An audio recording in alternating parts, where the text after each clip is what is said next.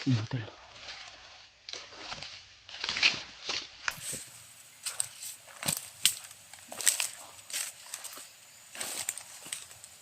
Tol. So, magandang araw sa inyo lahat. Magandang umaga o magandang gabi kung ano mang oras mapanood nyo ang video na ito mga tol. Sa mga lahat ng nag-alala sa akin, lalo na sa kapatid ko.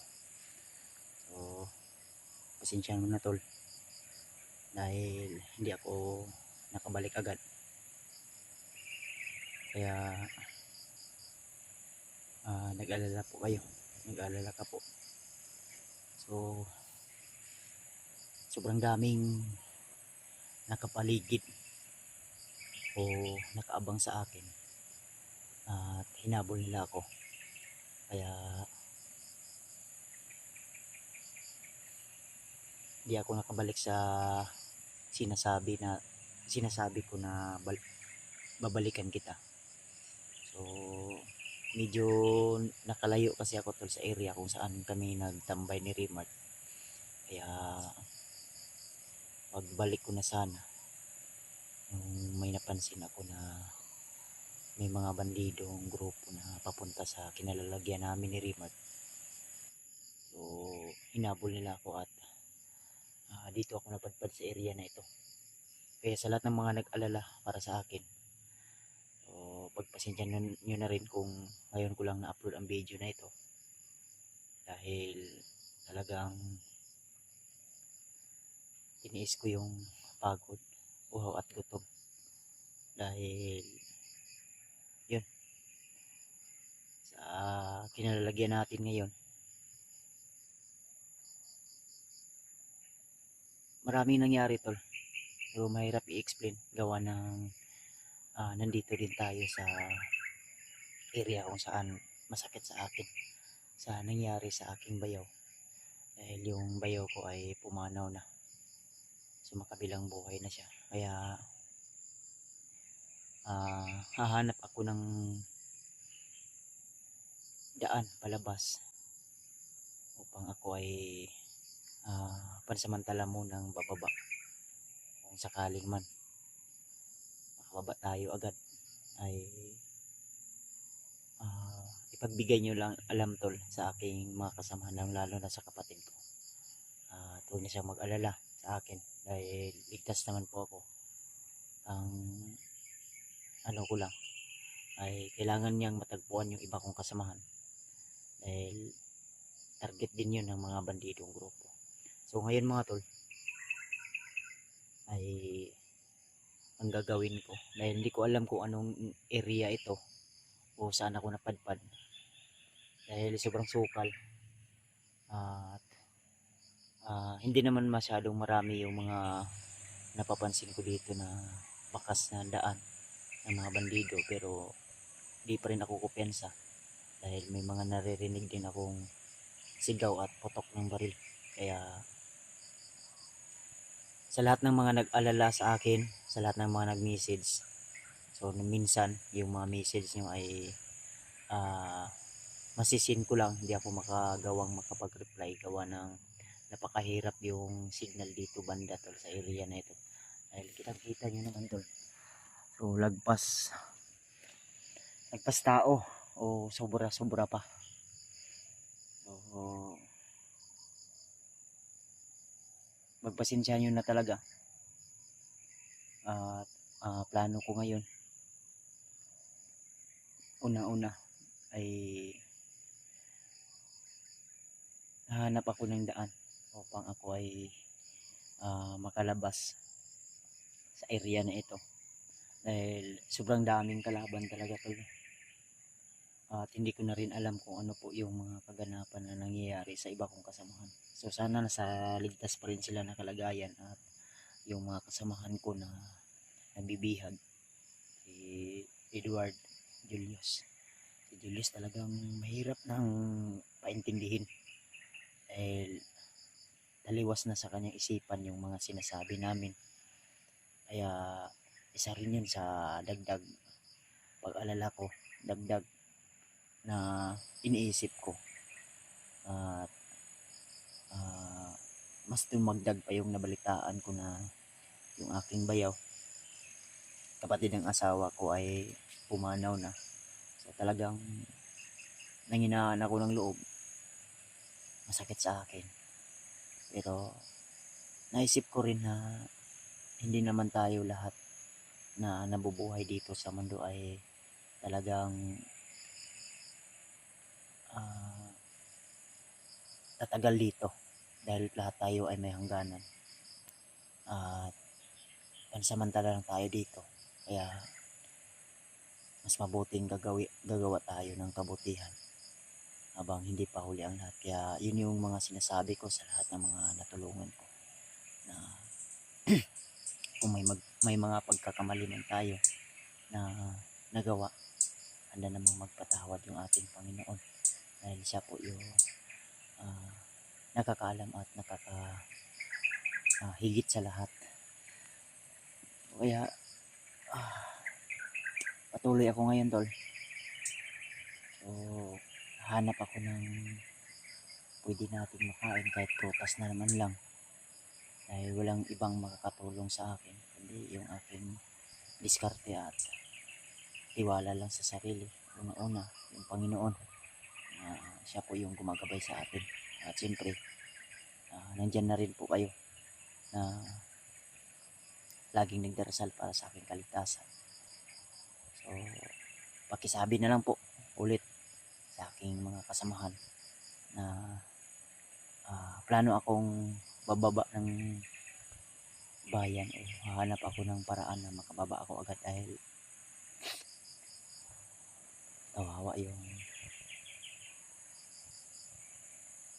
pamilya at pamilya ng asawa ko. Siyempre isa na rin ako doon sa nagdadilumhati. Masakit man, tol, dahil siyempre kabilang na rin ako sa kanilang pamilya.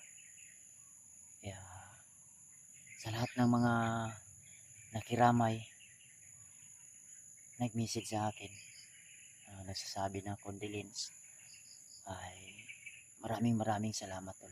Ramdam ko po yung presensya nyo at pagmamahal sa akin at concern nyo sa aking pamilya. So pakisabi na rin, tol, sa aking mga kasama na yun po yung nangyari. At alam na rin yun ni Rimart, dahil sa time na yun ay nag-usap kami na may nangyari na hindi maganda sa aking bayaw. Kaya ang sabi ko sa kanya na mag-ano muna ako, patrolya o magmamasid sa paligid. Kaya yun, siguro nag-alala din yun sa akin, dahil hindi na rin ako nakabalik. At yun, talagang napaka hirap na nangyayari talagang hindi natin inasahan. Diyos ko. So, Panginoon na lang po yung bahalang magturo sa akin ng tamang daan kung saan ako makalabas nito, dahil talagang napakasukal to. So tahimik naman po yung area, siyempre medyo maaga na rin. So ang ginawa ko, tol, para makatakas ako sa kamay ng mga bandido na humahabol sa akin, ginawa ko ay sumuksok ako sa masukal o makapal na damo hanggang sa hinahanap nila. Talagang galit na galit sila sa akin, dahil yung nangyari kang Julius ay talagang critical yung buhay nila, dahil talagang malakas yung tama ng orasyon na ginamit ni Rimart, at siyempre dinagdagan ko pa. At isa pa yung commander na napaslang natin, may narinig din tayo na usapan na kamag-anak pala yun ni Butakal, yung napaslang natin, yung may maskara na puti. So isa din pala yun sa kamag-anak ni Butakal. Kaya galit na galit sila sa amin ni Rimart. Kaya pakisabi po sa kapatid ko na huwag siyang kupayan sa mga tol, dahil isa din siya sa target o gustong higantihan ni Commander Butakal. dahil yun na nga, talagang alam din nila yung aming mga background. Plano nila talagang lulusob o pupunta sa aming mga kanya-kanyang bahay, pero hindi nila yan magagawa gawa ng may mga bantay din tayo nandun sa sa bahay. Pati mga kapitbahay ko, sinabihan ko na huwag din silang opensa dahil baka mangyari na naman yung nangyari nung nakaraang buwan na may biglang lumusob sa kanilang bahay at niransak o kinuha yung kanilang mga bigas, pira, dahil yung tindahan na maliit mga tol ay pinasok ng isang bandido dahil ang sabi ng may-ari doon, sabi sa asawa ko na muntikan na rin daw siyang sinaksak. Kaya napakahirap na ngayon yung sitwasyon natin dito sa mundo natin. Hindi ko alam kung bakit ganito na yung mga kaganapan na nangyayari, dahil iwan ko kung talagang magulo na yung mundo ngayon tol. Marami ng krimen, marami ng mga gawang hindi kanais-nais, mas lumala na yung sitwasyon. Hindi ko alam kung bakit, pero ako handa pa rin akong tutulong sa mga nangangailangan ng tulong. So, sa ngayon talaga ako ay talagang kailangan ko din talaga ng tulong ngayon, pero wala tayong magawa gawa ng alam ko rin na nangangailangan din yung iba kong kasama ng tulong. Kaya gagawin ko na lang ngayon ay hanap ako ng daan para ako ay makalabas at makauwi din muna sa bahay. So i-plaster ko muna yung kontakin ko pa na muna yung asawa ko. Kaya tara, samahan nyo ito lang.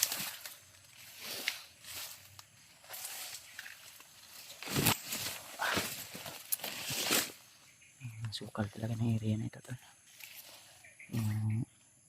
Kahit delikado, kahit mag-isa lang tayo ay kakayanin natin to, dahil hindi naman tayo bago sa ganitong sitwasyon. Sanay naman tayo tayo ay nag-iisa kahit noon pa.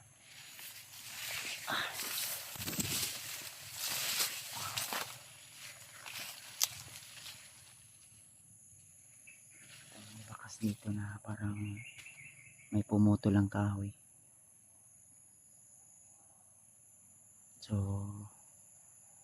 posibilidad na may mga tao pa rin na pumapasok dito, o bandidong grupo na nangunguha ng mga kahoy na pwede nilang gamitin gagawa ng kampo. Ayan, kitang-kita nyo naman na may mga pinutol yung mga kahoy.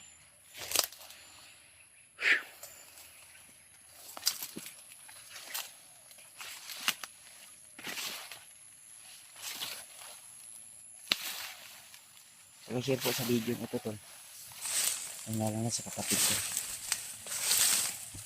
At maaari kontakin niya si Remart.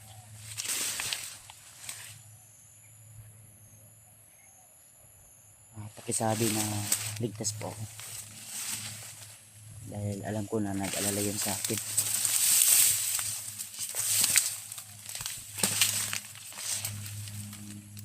Tao sa natin.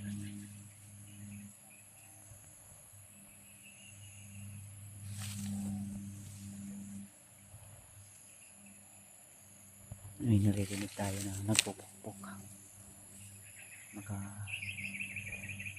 Ito banda.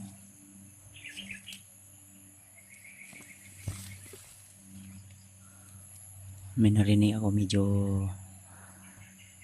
may kalayuan, pero rinig ko mismo talaga sa actual dito na may nagpupukpok.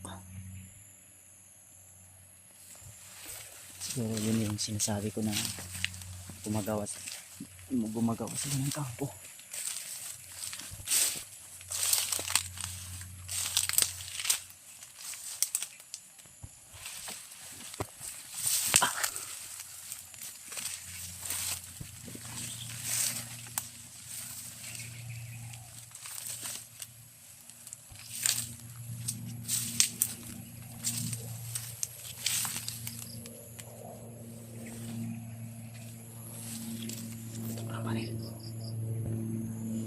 May patok na baril ako na eh.